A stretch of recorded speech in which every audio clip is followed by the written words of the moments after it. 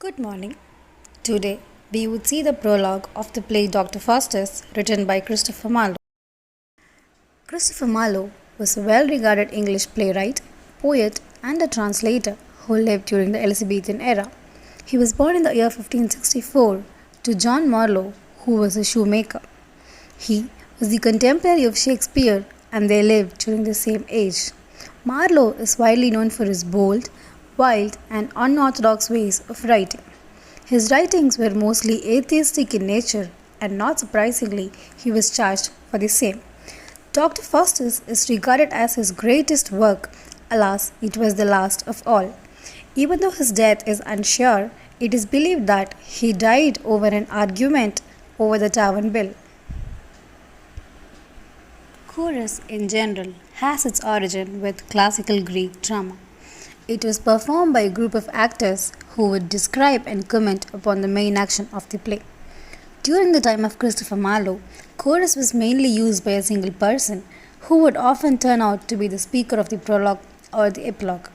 The main purpose of this chorus is to provide the background information to the audience about the play to have much better understanding. In this play, Dr. Faustus, Christopher Marlowe uses chorus in the prologue. The speaker gives us the glimpse of the past and how the play would proceed further. The speaker of the prologue starts by saying that the play would not talk about war, romance, or any heroic deed performed by an aristocrat or highborn. Instead, it would be about a man who is lowborn, that is Dr. Faustus. He gives us a glimpse of his childhood, that is how he was born and brought up with his relatives, and he gets educated on theology. Later, his degree brings him ambition and pride. He develops an interest in necromancy, that is black magic. The background of the play goes as follows.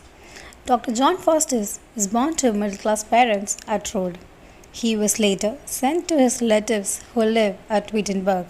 He lived there and got educated from a nearby university in the branch of theology. He also earned the degree and the title Doctor. Marlowe uses the phrase swollen with cunning to denote the pride and ambition he developed in his character along with the degree. He develops unquenchable thirst for obtaining knowledge. He starts learning black magic, that is necromancy. This later develops to be his obsession and the main reason for his downfall in the play later. The prologue brings in the reference of a Greek mythology through the story of Icarus.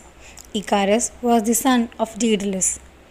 Using feathers and wax, Daedalus makes a pair of wings to present them to his son.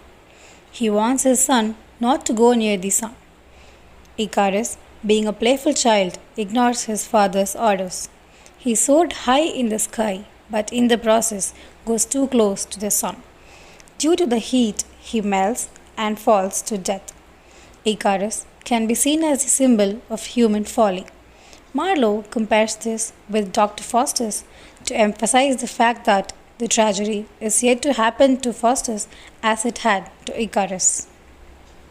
This drama can be seen as a modern way of writing. The usual traditional dramas included tragedies of high-born people and aristocrats. This, in contrast, dealt with people of low-born and their tragedies. The God-centered view of existence and the fear of God slowly shifted towards man-centric view of existence and scientific reasons for everything.